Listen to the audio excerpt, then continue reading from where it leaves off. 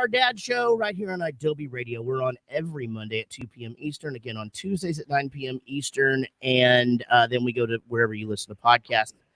I am Garrett. Garrett is here as always, looking svelte, by the way. I mean, like, whatever this haircut, glasses, trimming of the beard combo you've got cooking right now, I mean, man.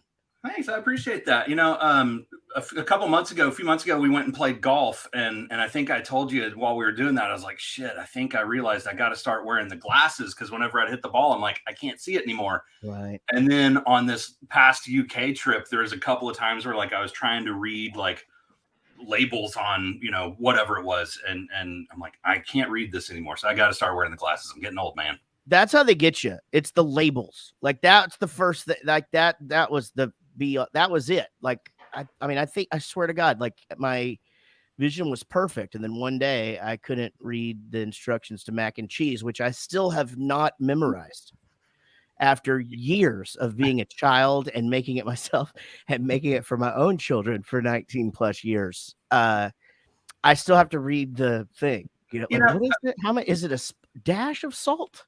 There's a few years after getting the glasses, though, it's like you put them on, and you're like, oh, you know what? I can see a little bit better, but fuck that. I'm not wearing it. And then, you know, it catches up. We're like, I can't read that. Okay, damn it. I'm going to wear it. You're looking good. And now it'll be three of us with glasses, and it'd just be the countdown now for Rob to have them. You know? And I have to do the thing where I'm like, oh, shit. Did I wear my glasses in the last photo we took? Or should I not wear them now? Or should I wear them? You know, so it's a whole thing. Man, I'm excited about today's show. It's been a long time coming. These dudes hit me up. Actually, they I believe that the way that it went was they bought a Cameo to get to me. And they paid $50 to ask me to be on their podcast. And I go, you don't have to pay me. I'll just be on the thing. You know, like there's no reason. But it is a genius way to get people's attention, because it's like, hey, we're not fucking around. Here's I think what I get out of it is like $37. Here's $37 for you to come on for an hour and talk about music with us. And so that's what I did. Man, what a cool thing they have created. It's Mike and Joe from Friday Night Karaoke. If you have never, well, I mean, it's awesome. I'm going to have you guys just explain it, because it's you guys just basically for fun during quarantine, if I'm not mistaken.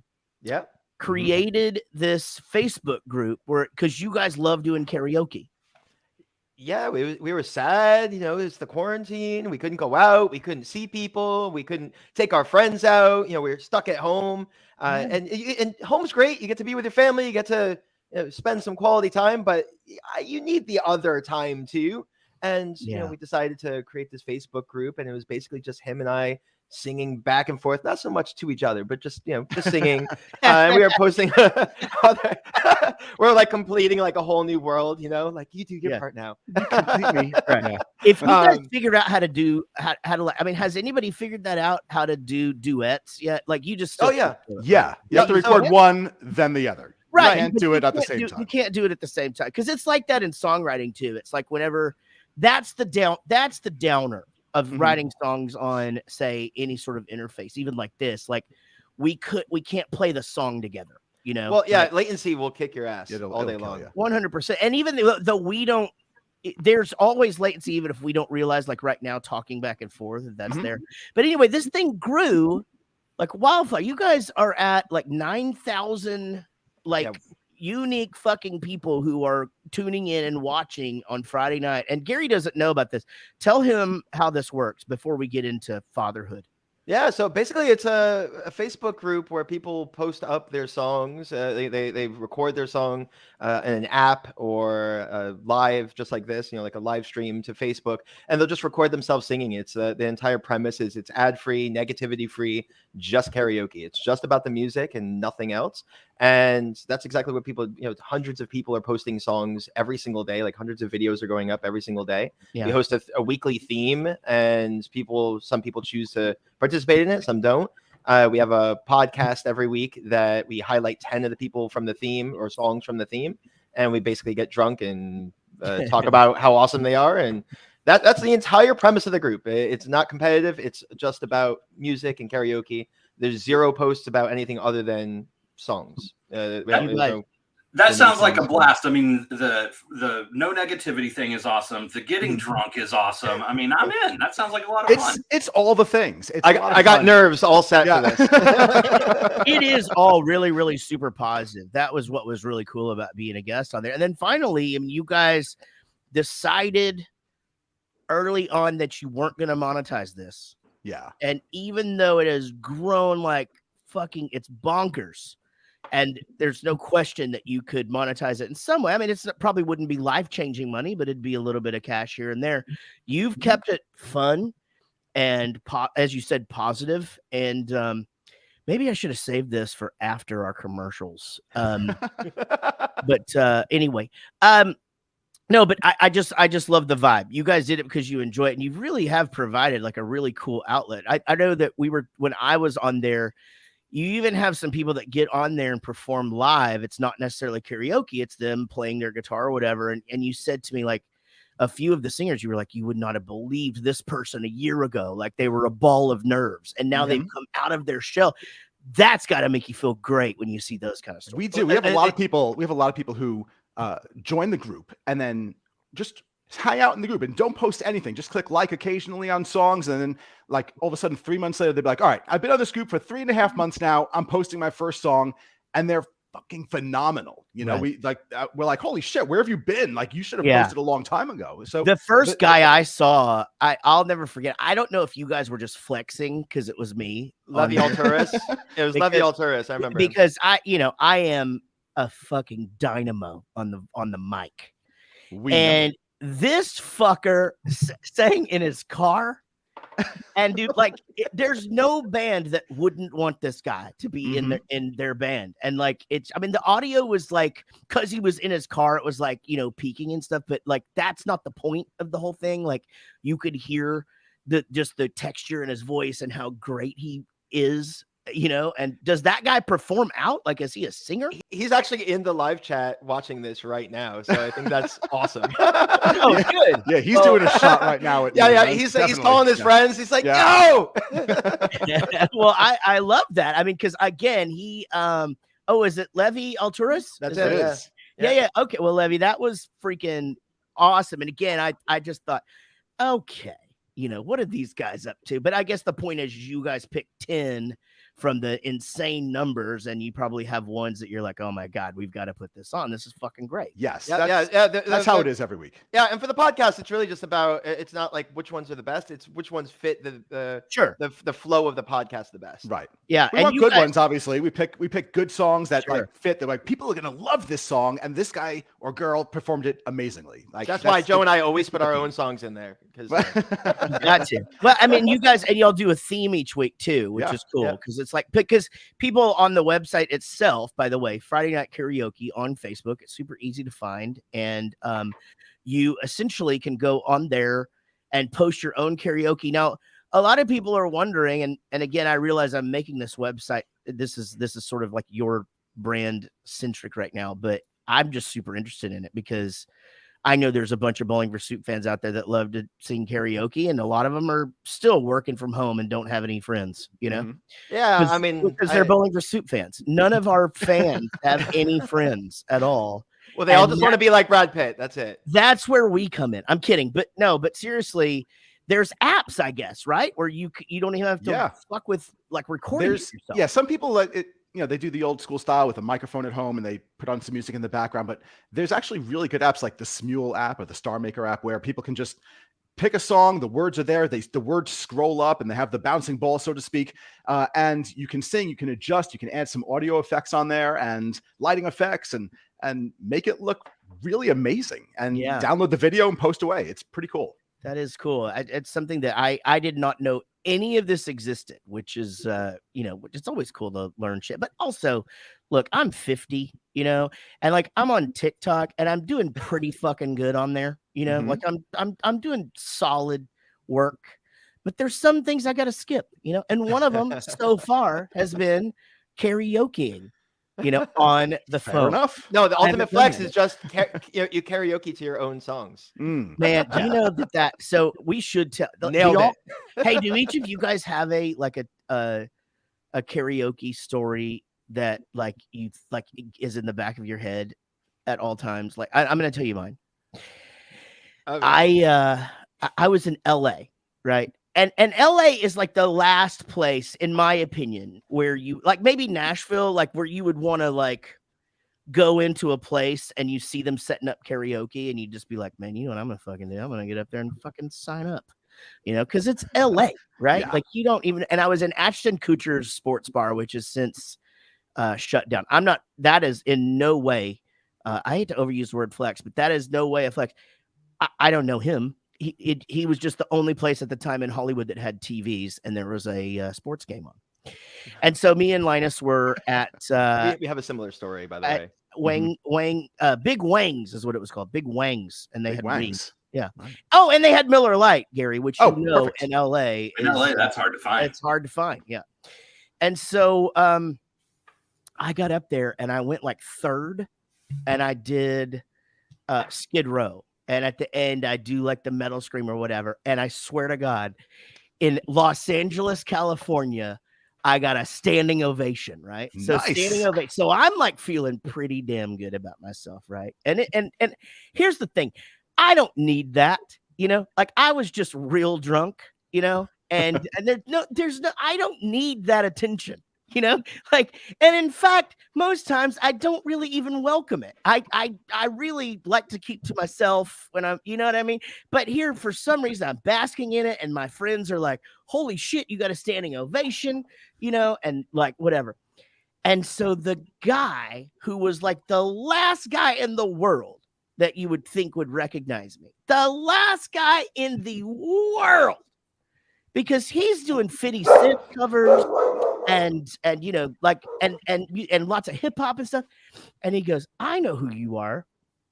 You know, and they keep fucking with me about getting up there and doing 1985.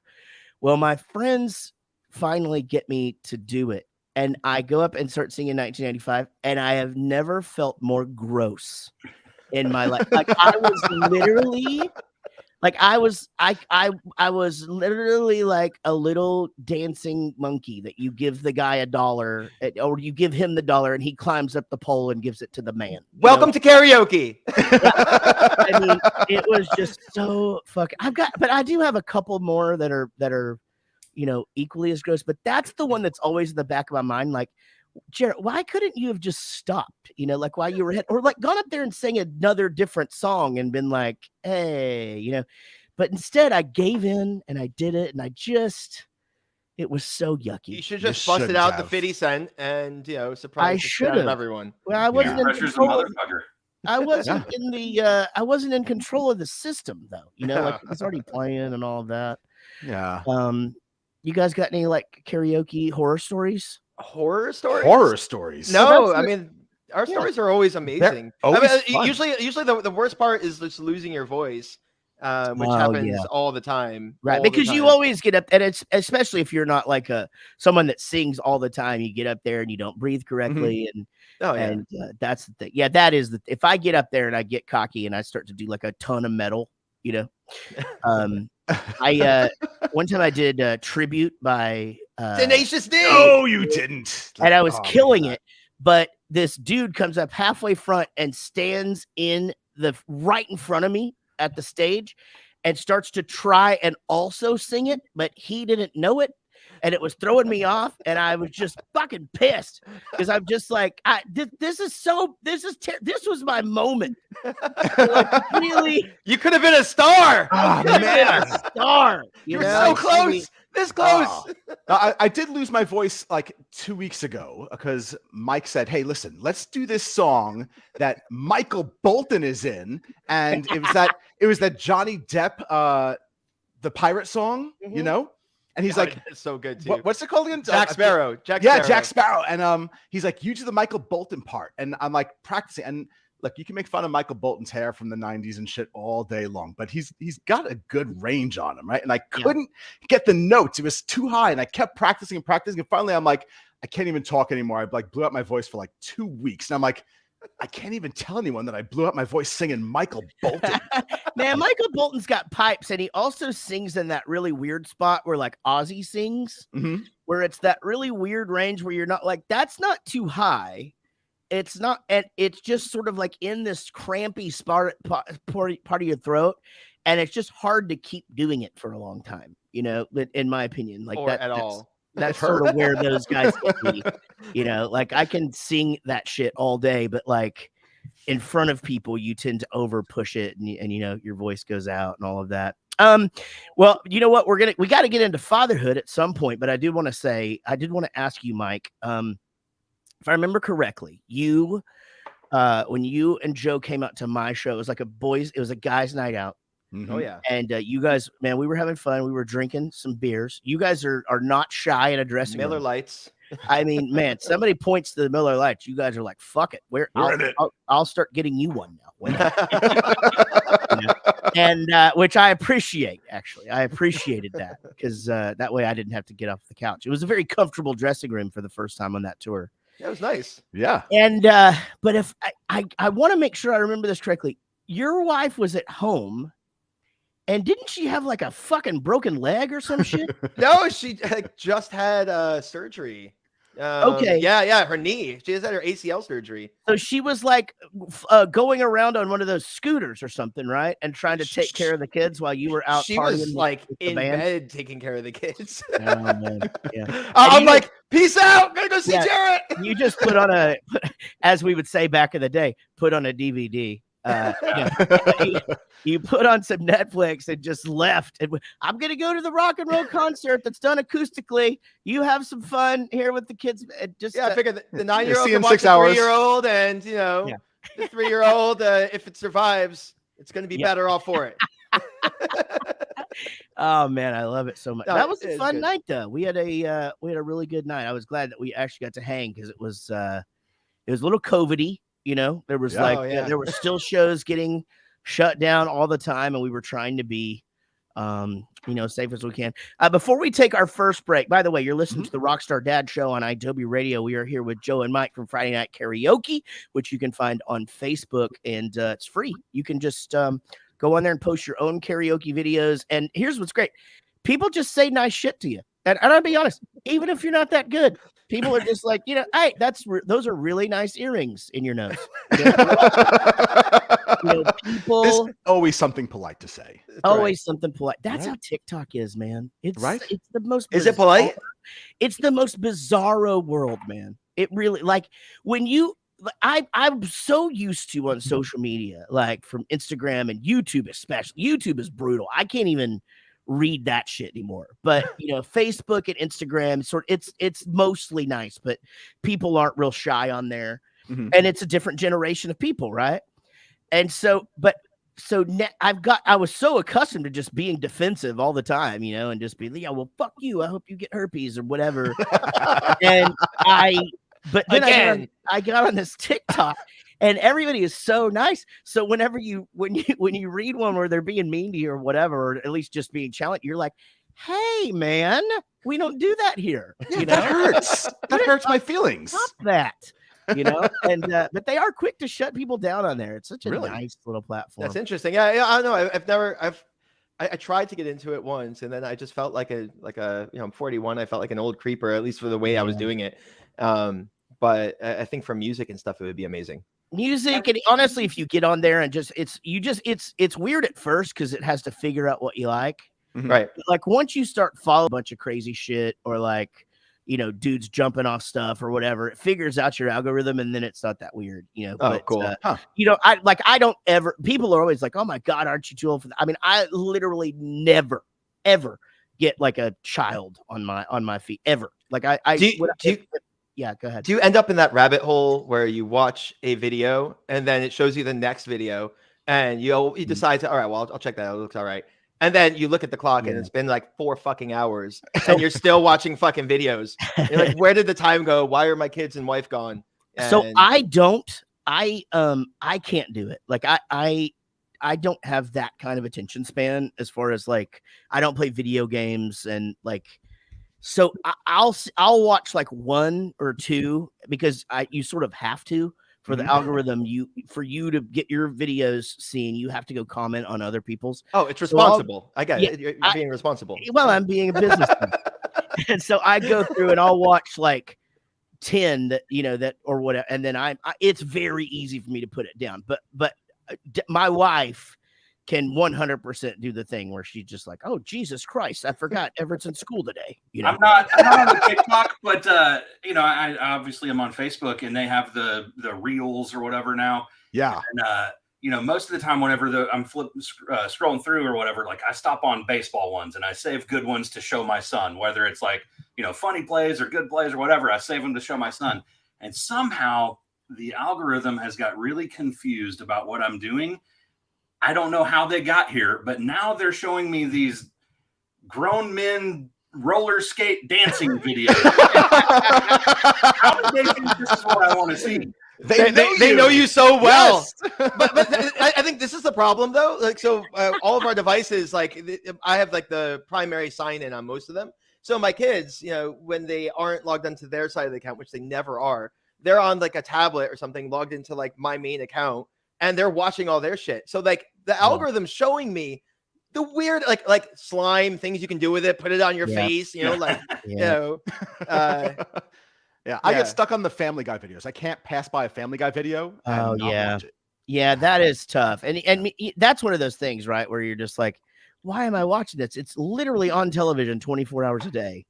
I don't get it. Man. Family Guy. I don't have a TV in the bathroom. Those two, American Dad and Family Guy. You're right. You're on your phone when you're in there with doing your private time, and that is the reason that you are in there. All right, guys. We do have to take a quick break. Mm-hmm. You're listening to the Rockstar Dad Show. I'm Jarrett. Gary's here, and we are talking with Joe and Mike from Friday Night Karaoke, which is on Facebook, and it's free to join. Go check that out. In the meantime, listen to this. Hey guys, give me 1 second. You're still live, by the way. So but give me a second. Talk amongst yourselves. Oh, right. So, Gary, how you feeling over there? Yeah, how you doing? How you doing, man? Whenever Jared gets back, I'm gonna take a second too because it keeps on freezing up on my end, and I'm gonna switch to a different network and see if that fixes it. Awesome. They're telling great stories and then just every now and then. I'll tell you what, the stories got easier after that. After that shot, it got much easier. Yeah, it does. How are you feeling, man? I heard your podcast last week, and gotcha. Thank you. Yeah, I'm feeling great now. Like I'm feeling back to 100%. So awesome. I still have a couple of more like doctor's appointments and tests. I got to go do like a stress test next week just to rule out all the other things. But feeling great now. Good to hear, man. You get stoked for the upcoming tour? Are you rebooting right now? Is that what's going on? I'm going to switch networks because I keep freezing. Oh, okay. I'll tell them what's going on with you. He is, but he feels much better, and he is, doing all the things he's supposed to do, and sort of just knows what's up. I mean, you heard what the deal was. So it's literally like the guy has to feed himself on tour and fucking, drink water, and though he was drinking water. Oh my God, there's two of you, Gary. Wow, jeez, look at that. Well, we're not 20 anymore, man. Yeah, we're reminded of that always. Yeah. Oh yeah, you're exactly right. And so one more thing, I got to grab some water, and we'll be here for segment 2. One second, but keep talking, or we'll lose people. Yeah, sure. We won't lose people. Yeah. What's going on, audience? Thank you for joining us on the Rockstar Dad Show. This is Mike and Joe and Gary, and Jarrett will be right back. That's a great hype man right there. I know, he's like the Little John. Yeah, I try to be Joe's Little John. Thanks, man. Now what are the shots that you're doing? Yeah, we are doing something that we should not be doing shots of.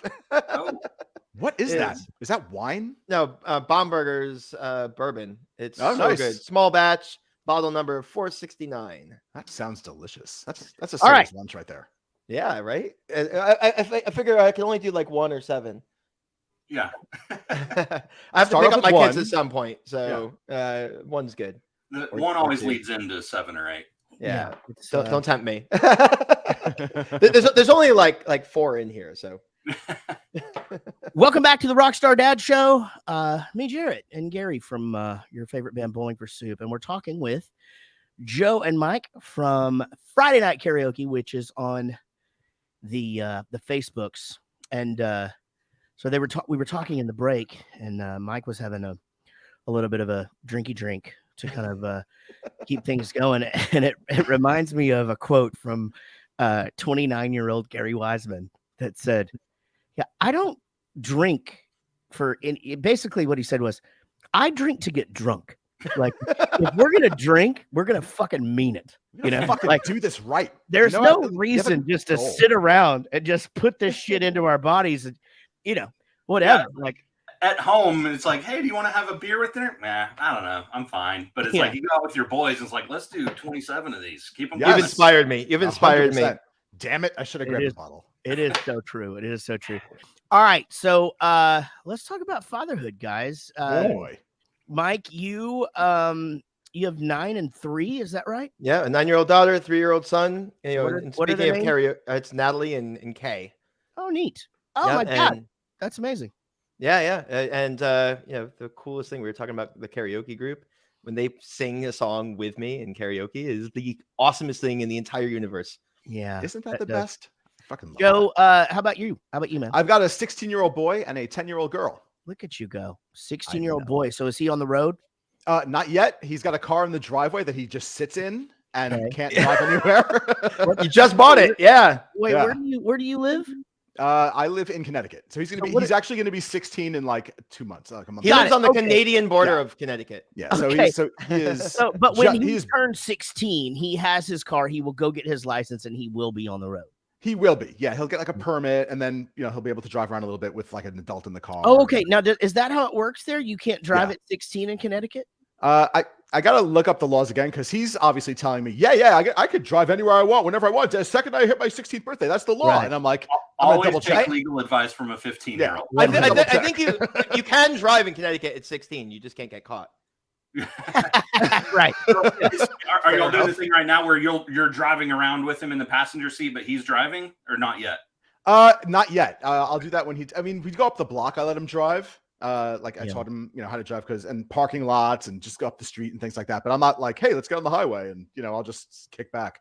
Like, Yeah. definitely not. That's it's cool is so I have a 9, my youngest is 9 and Gary has an 11-year-old. So we all have at least one child that's right around the same area, and then Mike and Gary still with the youngins, and you and I with the pre-adults. Man, it's so cool, man, having a 19-year-old, man. She's just so awesome now. Yeah. Like we're just like out of all of the shit. There's zero drama. She just texts me something funny every day, like some ridiculous voice memo or whatever. And it's like, and I just think back to like 4 years ago where she wouldn't even speak to me, and she wasn't mad at me or anything. How long did that last? That Right. We're teenage year taking where notes. you went from like daddy's my fucking hero to Yeah. dad, leave me the fuck alone. Like how long did that stage last? I mean, so it's odd.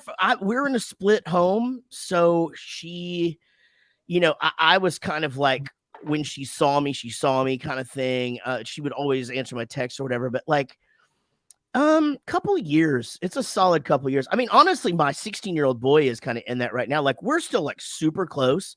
He just fucking cat's in the cradle, man. Like, he doesn't have time for me. Yeah, He's just got other shit going on. I was going to ask Joe that, like, where's your son at in that arc of things? The 15-year-old, where's he at? In that? I would say a little bit of both. We're really close. We both like cars, so we're talking about his car all the time. We'd like electronics and cool technologies and things like that. But he does spend a huge amount of time just like, I'm going to be in my room. I don't need to hang out with you all. I'm going to listen to my headphones. And even though you're talking to me, I'm not going to hear anything you're saying because I'm listening and watching YouTube on my phone. Right. You can say everything you want 3 times until you finally get my attention. And like we have a lot of that where I'm like, damn it, I said it 3 times already. Like, Yeah. But overall, we're close. Like he's a great kid. He's smart. He's hardworking. Well, sorry, he's smart. He's not hardworking. None of them are. Really. So we're working on that part. Wait. Your son was like a national freaking champion for swimming. So He's smart on that. He's great. He's an amazing athlete. Like we go all over the place and do swim meets. He's really good at that stuff. But like, school, he's like, I'm totally comfortable getting, D+, C minuses. He's cool with that. He's like, I didn't fail, like I did it, so. I mean, he's not wrong. He's definitely not wrong at all. I mean, the thing is that obviously we strive to get our kids. It's an ever evolving opinion, by the way, in my head. And you know what? Now that we've got some new listeners here, I mean, everybody can chime in or email me and tell me to shut up or whatever. But like, the reason that you made good grades back in the day is what they used was, but you're not going to be able to get into a good college. If you don't get these good grades, you're not going to get into a good college. And now kids are like, yeah, I don't give a shit. I can go to school online. Like, I'll just go to Phoenix University or whatever, It depends on what they want to do. I mean, if they want to be a lawyer or a doctor, then go to freaking school. But if they're going to go into sales and marketing or anything else, like at the end of the day, it's experience speaks volumes louder than 100%. A degree. Yep. We talk about that quite a bit, and honestly, it doesn't.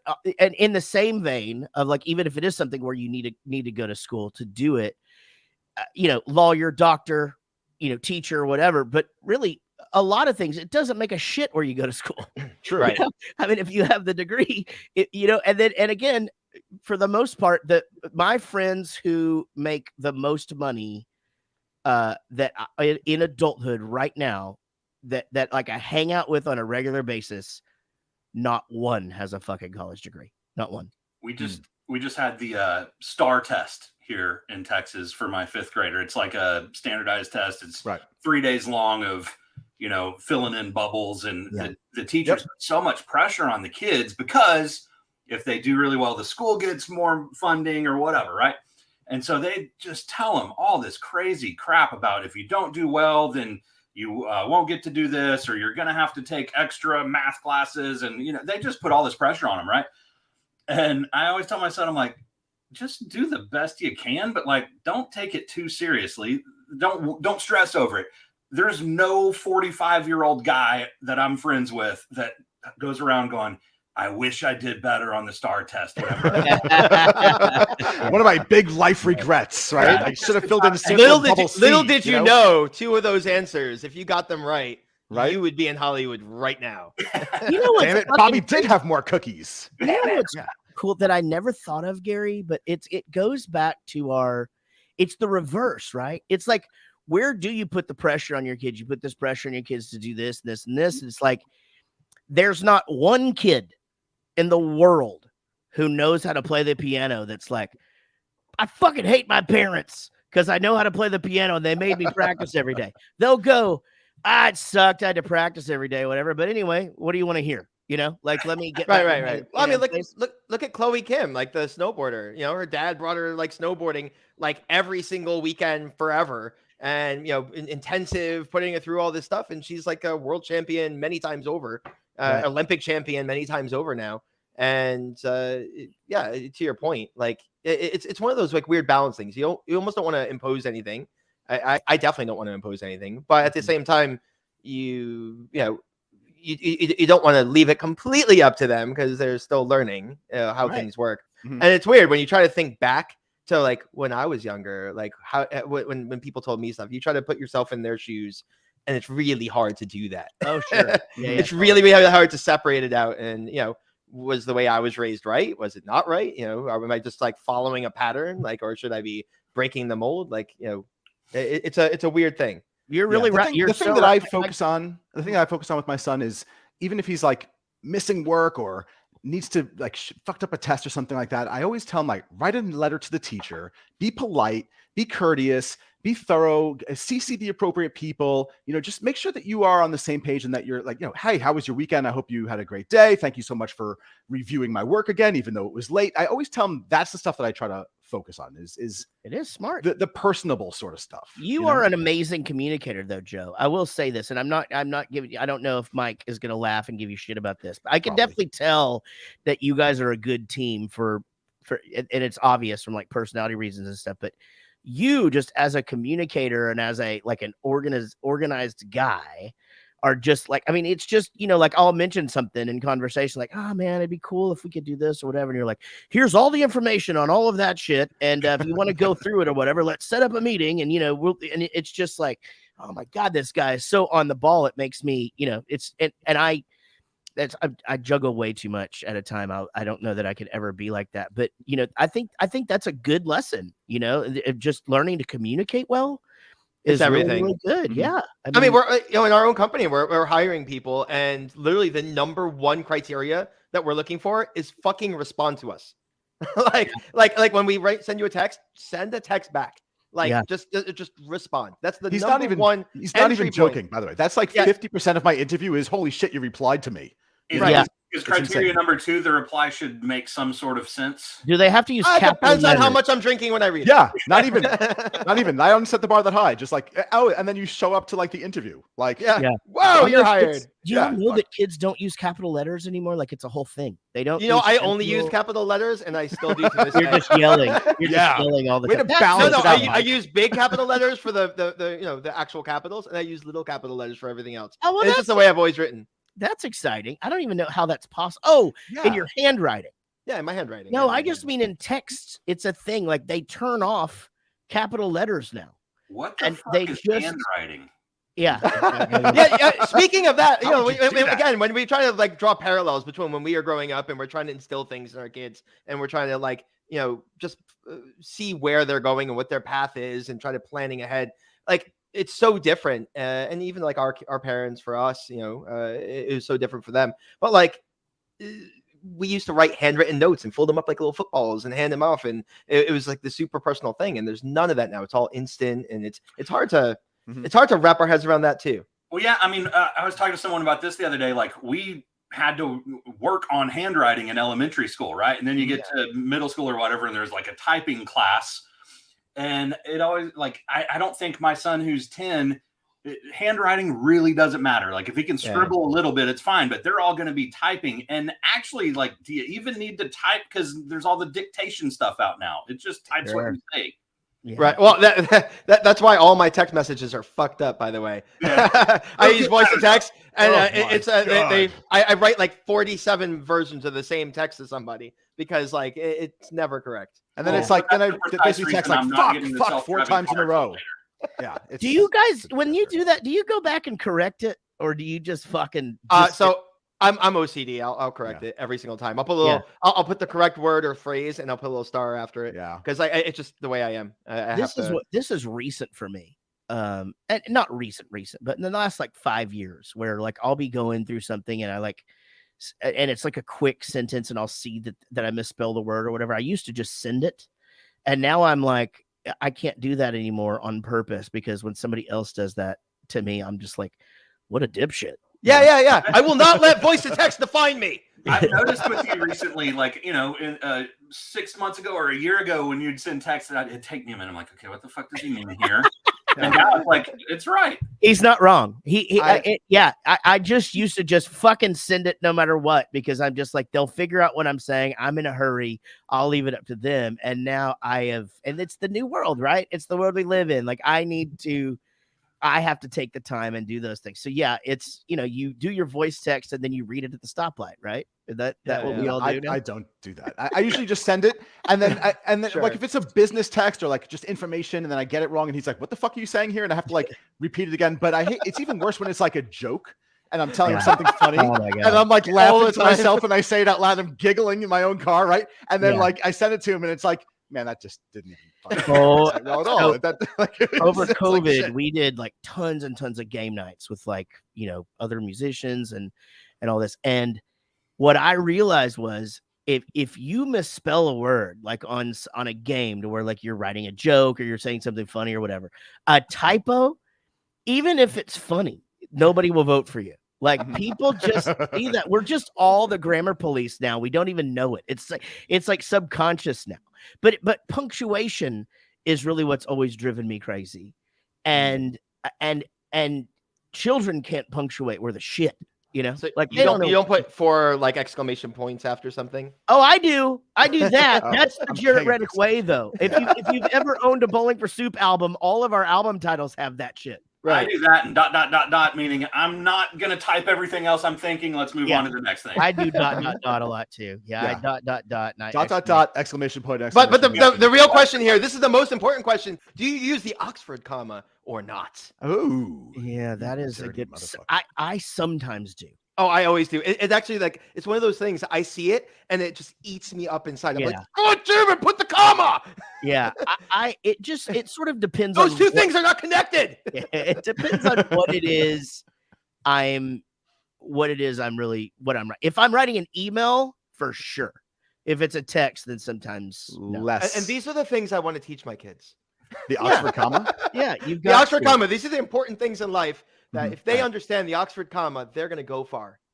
Yeah, that is good. So The number I one thing I still want to have- teach my kids is don't do anything I've done.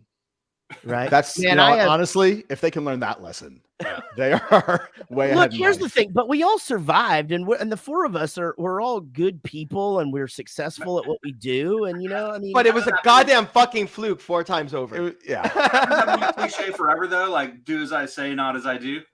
It's a for weird thing, sure. right? I was like, so I'm sure all of us, we have like crazy fucking stories that we could go on about forever that will freaking, keep people listening and excited and eating popcorn, these crazy stories that we would never want our kids to have to go through. Like these life lessons that we've learned that were so freaking hard that we would never want our kids to go through. But when you look back on it, like those are the things that defined us and made us who we are today. So they're really important. But it's one of those points in everyone's life or in our kids. We're trying to protect them from this, 100%. like where they have to.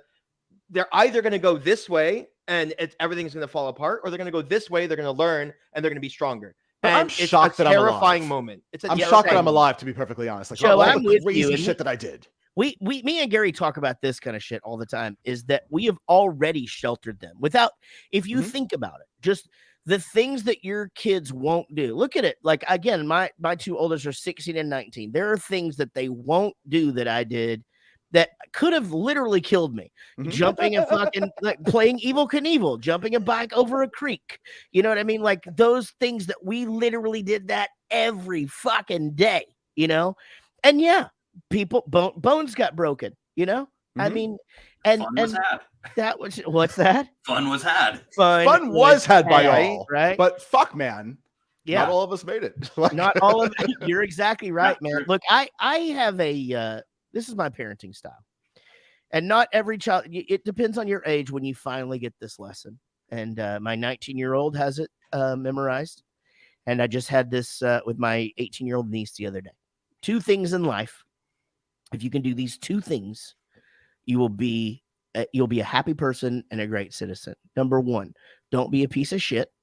Oh, that's right. One. So, yep, don't be a piece of shit. Be good to people. Pay your fucking rent.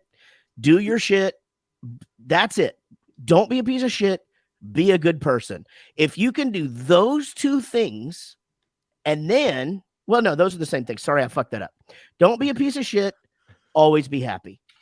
I think That's it. Yes. I think that and kind of goes back to like something Joe was saying a minute ago about like, communicating, saying, thank you, and being like, I can't remember who it was. It may be like Jim Rohn or someone back in the day said like, people won't remember what you did. They'll remember how you made them feel.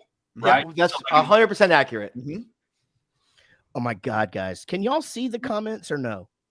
Which ones? I can see the ones in. I saw 1 or 2 pop up in the middle of the screen here. Okay, you can't see the comments on this. Oh my God, we've got like this dude like preaching the New World Order from like China and stuff on the flagrants of YouTube, and like it Shen Yang or whatever just it's goes called. back to my fucking point about YouTube. It's just don't ever fucking read this. I don't even know why we broadcast there anymore. This guy has us all fucking.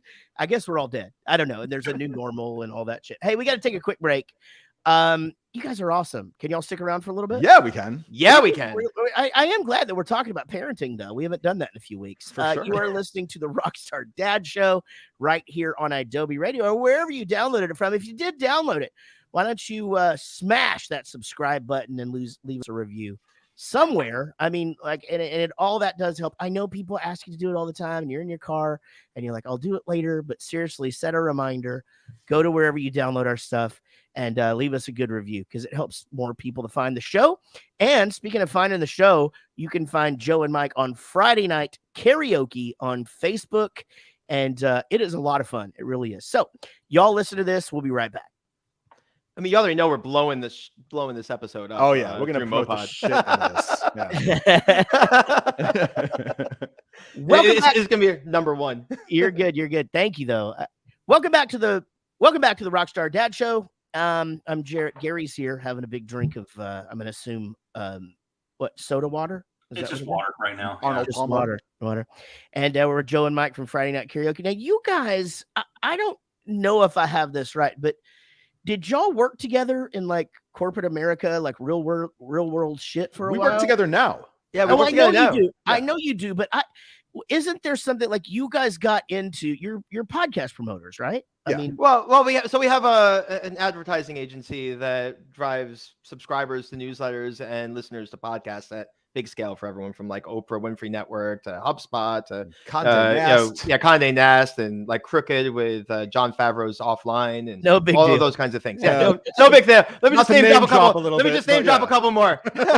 We're back to flexing. Oh, No, I love it, man. So Joe and I worked together in like a light capacity in the past. I was consulting, and we got to know each other there, and we started this much later on, and yeah, it's been awesome. Joe's How a long rock have you guys star. been doing this as far as like the digital advertising and all that stuff? Almost 4 years. 3-4 years now. Yeah. 3 years. Yeah, so again, I was right. It's a newer Yeah. venture or whatever that really has taken off for you guys, because you definitely do have it figured out. I'm gonna be honest, like we sat and talked.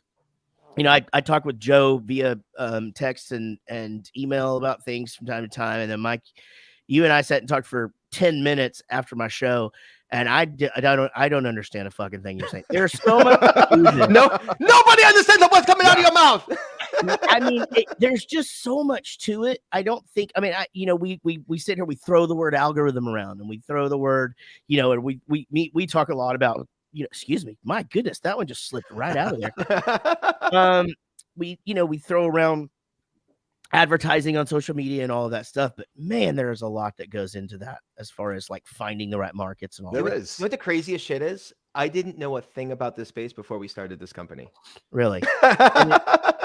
And it's just something that you just saw that there's a niche, and that you could educate yourself and fill that niche. Yeah. It was so more that we ran on the saw. list- We ran saw. on the- Go ahead. I'm sorry. Yeah, I love talking more than you. That is true too. He does. Yeah. So I do know.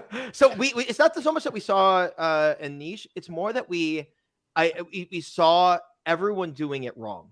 We saw we went to a conference. It was called Affiliate Summit, and we saw all these companies doing things in a certain way, and it just felt so scammy. It felt like everyone was stabbing each other in the back, and everything was close to the chest. And I needed a shower every 5 minutes walking around that floor. It was my first experience there, and I just saw it, and the way these advertisers were, what they were looking for, and what they were actually getting, and we just saw an opportunity to make it better. Why isn't it more transparent? Why isn't it cleaner? Why isn't it performance driven instead of up in the air? And it was a simple model. We tried it. It worked. Joe got us our first big client, Morning Brew, back in the day. And once we had them, we proved it out. They were spending like $200,000 a month with us, and it all spiraled into awesomeness from there. Yeah. So cool, man. It's and then we were getting asked by our newsletter clients, do you do podcasts? And we're like, no, we don't do podcasts. By the time we got asked that, say like the third or fourth time, we're like, we should fucking do podcasts. Like, we don't know what the hell a podcast is, so that was kind of how the podcast on Friday Night Karaoke evolved. We were like, all right, let's figure out what a podcast is. We have this amazing group of all these singers with this amazing content. Let's make a podcast out of this, and then just learn feel the ins and outs pain of podcasting, and then two, let's see if our own promotional techniques will work on our own podcast. I don't want to test it on some live paying client. Let's test it on our own stuff in case it fucking bombs.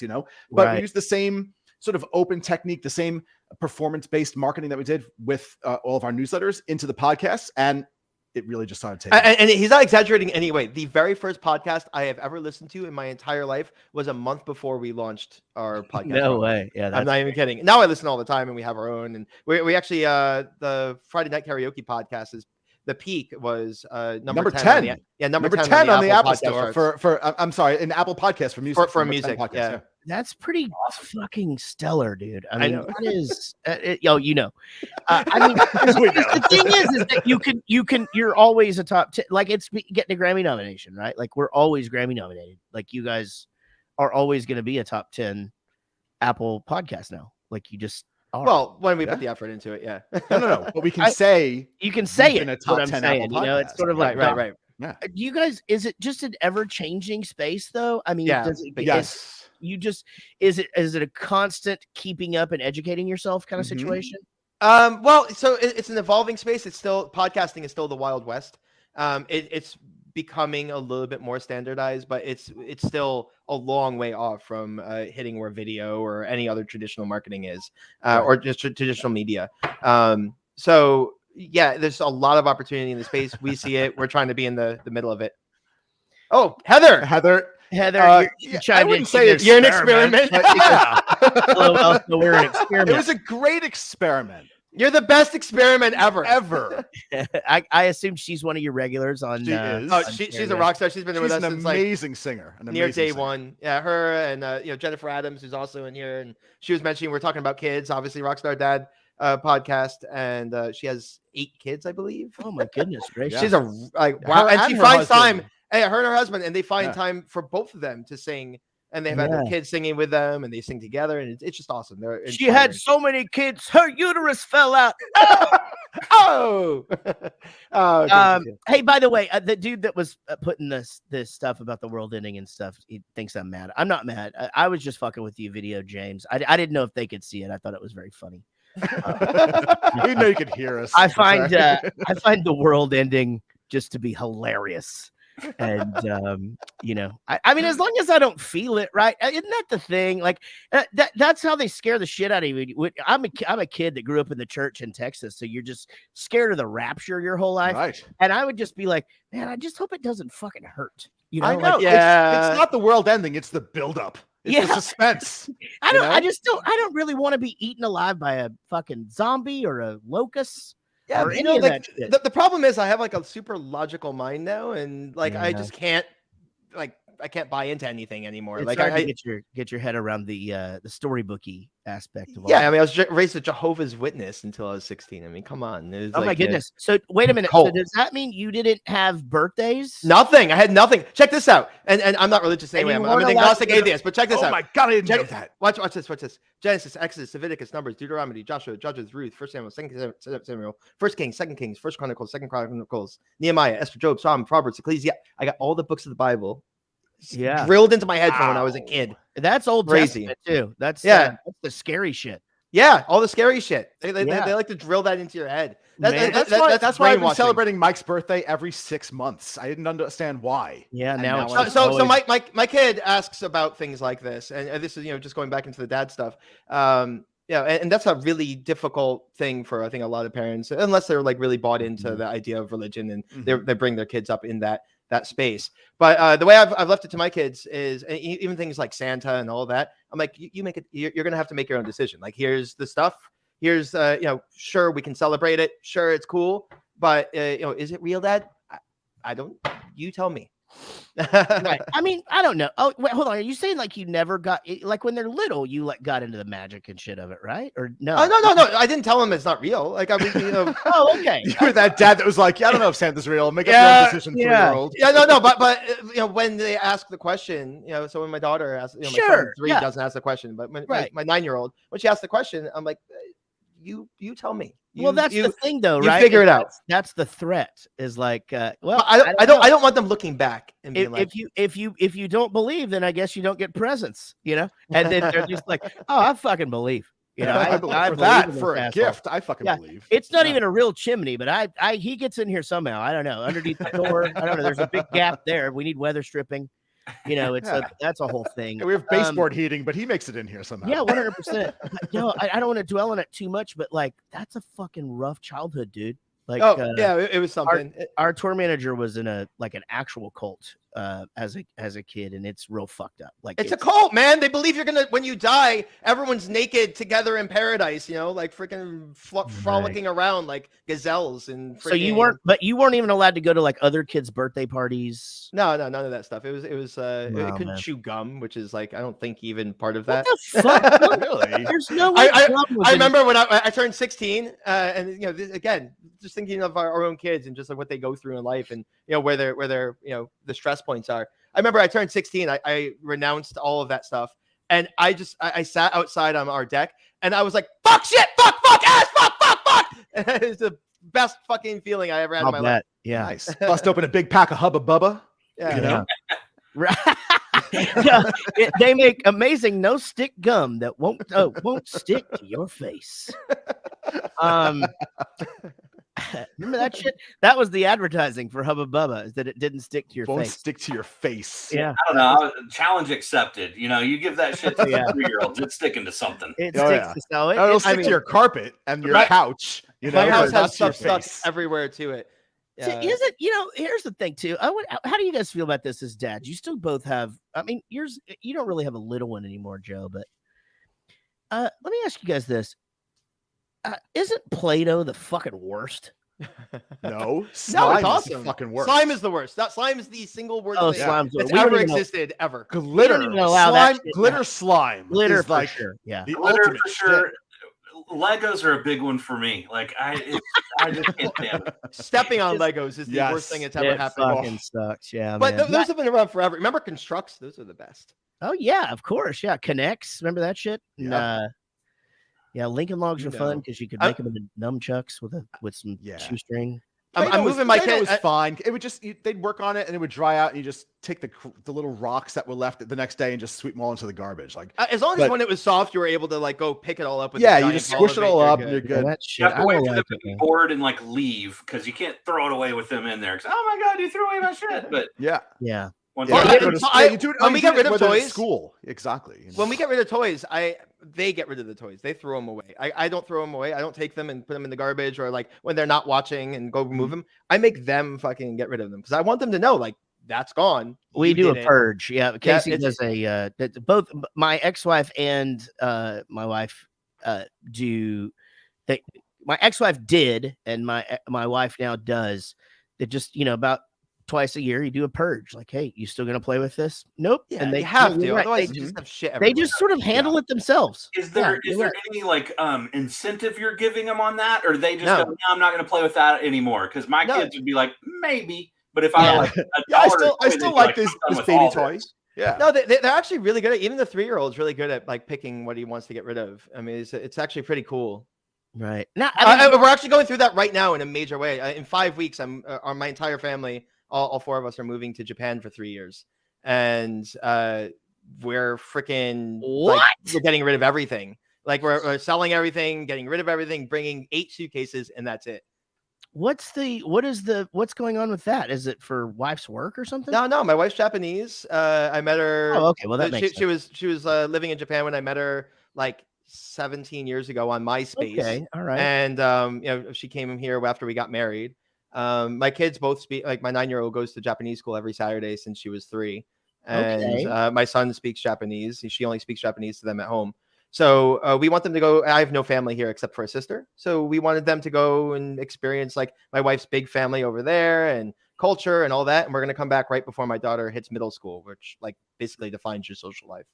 Wow. Do you speak Japanese?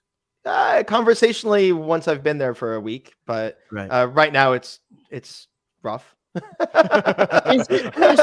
Is it too much to ask the first time you're on Friday Night Karaoke when you get there that you do turning Japanese? Do it. I'm in. Yes. You know? Garrett Reddick requested it. I am going to do it. Dude, I mean, so we love Japan. We fucking love it. Like I did this that's for like Roboto. that's like the place where we're tired and they're just like, hey, do you guys want to squeeze one more in this year or whatever? Nah, I don't know, man. Like what you got? It's like Australia.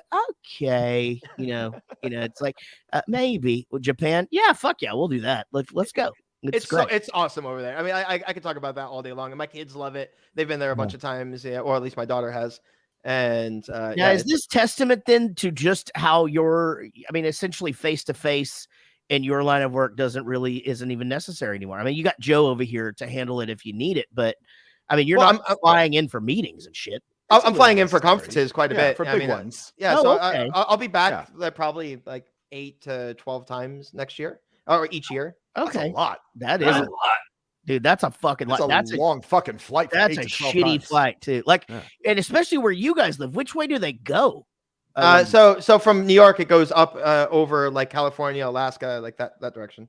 Is it a direct? Yeah, it's direct. So it's JFK to Narita.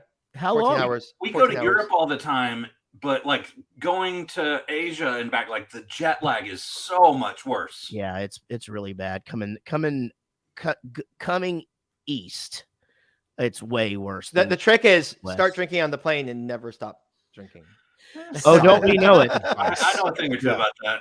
Yeah, we definitely know about that. I do this thing now. They're 6 hours ahead in the UK, so I just try to stay on the same clock. So I just stay up until like 5 o'clock, 6 o'clock in the morning, sleep all goddamn day. When I get back, yeah, I'm fine.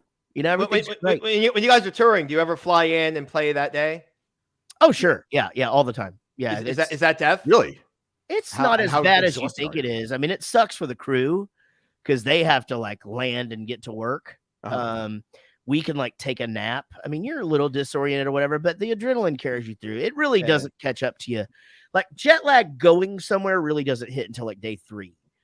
And then by that third day, you're just everybody, you can see it on everybody's face. Everybody's face is drooped and you're just all fucking exhausted.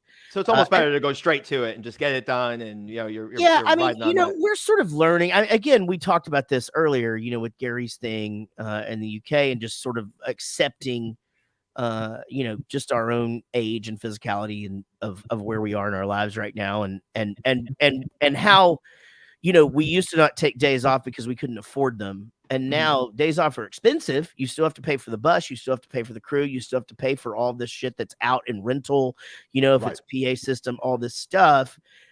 You're just a sitting, expense at that point, and not bring anything in. However, there's something to be said for, resting up a little bit and getting a good night's sleep, sleeping in a bed, and not in a coffin on the bus. Yeah, actually more expensive. It's more expensive not to take the day off. Yeah, I mean, it's getting there, obviously, and just a nice shower is when you're in another country.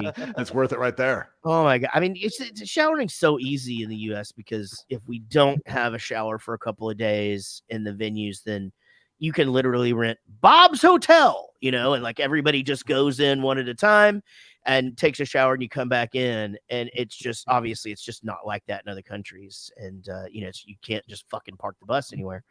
But yeah, I mean, well, that's super interesting, man. And then Joe, you're going to hold down the fort here, obviously. Yeah. I mean, you guys are going to be working though in much different time zones. That's the thing. I mean, zones, Mike texts me at 4 o'clock in the morning, and I text him at midnight, anytime, anyway. Yeah. So I think there's still going to be a lot of that. It's just going to be, when I'm like, it'll be a little nicer because I'll have a lot of energy when he's out cold, which is not usually either that or I'm going to adopt the night owl lifestyle again. No, you're not. You're going to have kids. You're going to be getting up going to school. I'm not. Let's talk about that for a second. What time will Friday night karaoke happen for you, Mike, once you're settled in Japan? I'll be in the future. I'm gonna send back lottery numbers, everything.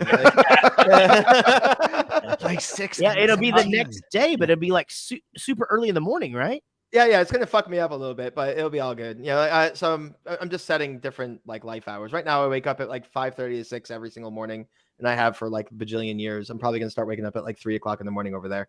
That is a good point. So I'm going to be drinking whiskey at 9 o'clock doing the recording, and it's going to be like 7 o'clock in the morning for you. And you're going to be like, yeah another shot, like, I mean, I'm not one to turn down shots. And the nice thing is my wife will be watching the kids and we have all the family support over there. Yeah. They're watching Saturday morning cartoons, dude. And you're going to be trashed.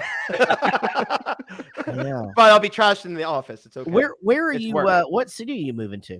Ebina. It's like Ebinashi in Kanagawa Prefecture. It's like 40 minutes from Tokyo by train and 20 minutes to Yokohama in a nice little triangle. Okay, cool. So it's like fucking Japan. Like it's super Japan. Yeah. It's a big station though. So it's like, it's not like a big city like Tokyo, obviously, but it's a big station and they have, big malls and it's not like a tiny like country town. Mm-hmm. Yeah, but that's going to be super cool, man. Yeah, I'm jazzed up. I can't wait. I mean, I'm coming back. Our first conference back is in August. I know, Joe. Yeah, I'm coming back immediately, right? Because you guys are boys. I mean, sad. Yeah. I mean, we speak to each other on the phone all the time. He was all bummed out.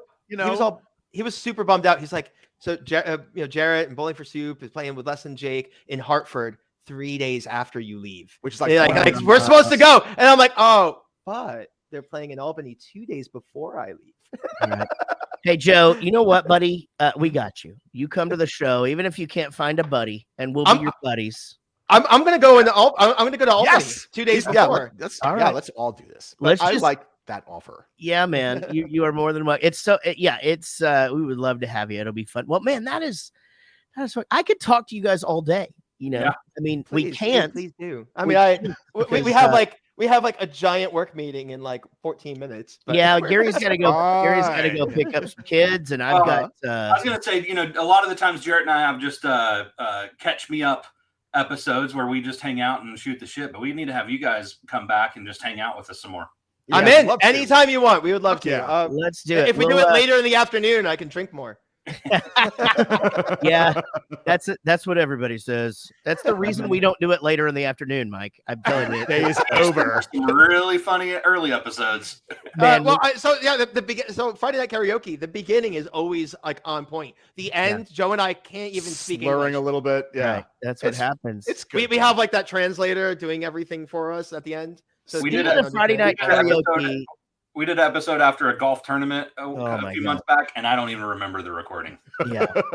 So you gave me homework, by the way. My homework is when I go to Japan, sing karaoke and do I'm Turning Japanese. Your homework remains doing tribute in the Friday Night Karaoke group. Oh, that's right.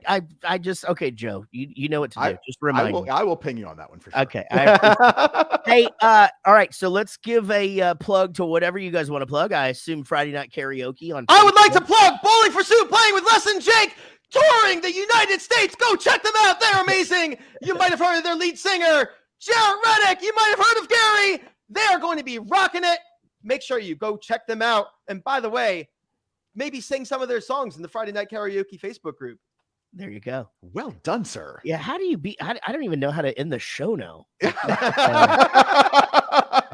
That is amazing. Well, guys, you're awesome. If you are watching us on our newly found thing we do on Facebook, thanks for tuning in, and Twitch and stuff. If you guys are enjoying this, let us know in the comments, and make sure you go and subscribe to the podcast and like the Rockstar Dad Show Facebook so we can keep you abreast of everything that's going on.